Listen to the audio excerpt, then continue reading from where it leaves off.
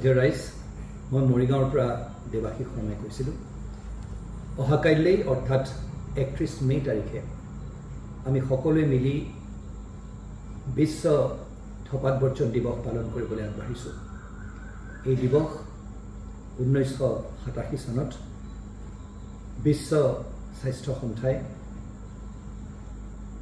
যিসকল ব্যক্তিয়ে ধপাত সেৱন কৰে তথা সমগ্ৰ বিশ্বত এই ধপাত বিৰোধী আন্দোলনৰ সন্মতি জনাই ৰাইজক সজাগতা কৰাৰ বাবে এই উৎসৱ ভাগ পতা হয়। শ্ৰদ্ধেয় ৰাইজ, সমগ্ৰ বিশ্বত আমি প্ৰায় 14 লাখ ব্যক্তিক এই ধপাত সেৱনৰ বাবে প্ৰতি বছৰ আমি হেৰুৱাবলগীয়া হয়। অসমত 48.2% লোকে ধপাত সেৱন কোনোবা নহয় কোনোবা ধৰণেৰে কৰে। এই সামাজিক ব্যাধি যি লাহে লাহে আমাৰ গোটেই সমাজখনক গ্ৰাস কৰিবলৈ ধৰিছে, তাৰ আমি প্ৰতিবাদ কৰাটো অতিশয় প্ৰয়োজন। আজিৰ দিনটোত শ্ৰদ্ধেয় ৰাইজ, ধপাত সেৱনৰ বাবে আমি বহু সংখ্যক লোকক আমি মুখগৰ্ভৰ কৰ্কট ৰোগত আমি হেৰুৱাবলগীয়া হয়। এই কৰ্কট ৰোগ অকল মুখগৰ্ভতে সীমিত হৈ নাথাকি নানান ধৰণৰ বেলেগ বেলেগ কৰ্কট ৰোগ তথা নানান ধৰণৰ বেমাৰ আমি আমাৰ জীৱনলৈ মাতি আনো এই ধপাত সেৱন কৰি।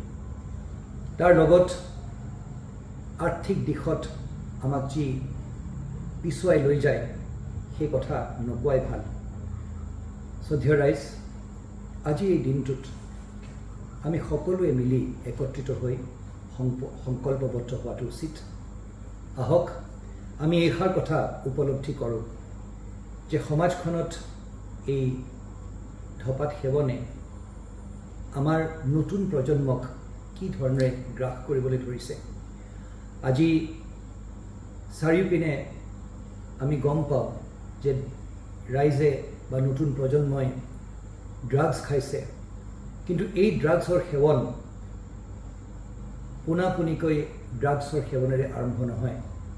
ই আৰম্ভ হয় হয়তো অকণমানি এটা গুটকাৰ পেকেটেৰে বা হয়তো নিজৰ ঘৰত সেই আমি আগবঢ়াই দিয়া সেই তামোল পাণ আৰু ধপাতৰ সেই আগবঢ়াই দিয়া বঁটাটোৰে।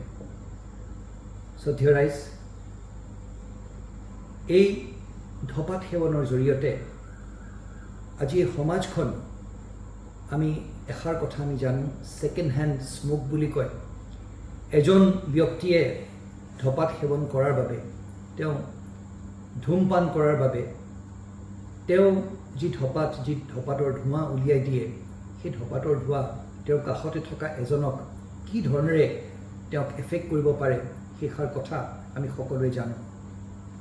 আজিৰ এই দিনটোত আমি এইষাৰ কথা জনা উচিত যে সময়মতে যদি আমি ইয়াৰ ব্যৱস্থা নলওঁ তেতিয়াহ'লে কিন্তু আগন্তুক দিনত আমাৰ সমাজখনত এটি অত্যন্ত ভয়াৱহ পৰিৱেশ হ'বলৈ গৈ আছে। যদি সহায় লাগে, প্ৰতিখন জিলাত অসমৰ আমাৰ ডিষ্ট্ৰিক্ট টোবেকো চিজেশ্যন চেণ্টাৰ্ছ আছে, আমি সেই তাৰ সহায় ল'ব পাৰোঁ। এটা হেল্পলাইন নম্বৰ আছে, নম্বৰটো হৈছে 1800-112356। মই আকৌ এবাৰ কৈছোঁ, 1800-112356। শ্ৰদ্ধেয় ৰাইজ, আহক আমি সকলোৱে মিলি সংকল্পবদ্ধ হওঁ। আজিৰ এই দিনটোত আমি প্ৰতিজ্ঞা কৰোঁ যে আমি আমাৰ জীৱনত কোনো ধৰণৰ ধপাত বা ধপাতযুক্ত বস্তুত আমি আমাৰ জীৱনত সংস্পৰ্শ হ'বলৈ নিদিওঁ। আৰু যদি আমি আমাৰ আশে পাশে আমি কোনো ধপাতযুক্ত বস্তু কোনোবাই প্ৰয়োগ কৰা দেখোঁ, আমি শান্তিপূৰ্ণভাৱে যাতে সদায় আমি তাৰ প্ৰতিবাদ কৰিম। পুনৰবাৰ আপোনালোক সকলোকে এই বিশ্ব ধপাত বৰ্জন দিৱস উপলক্ষে মই মোৰ শুভেচ্ছা শুভকামনা জনাইছোঁ।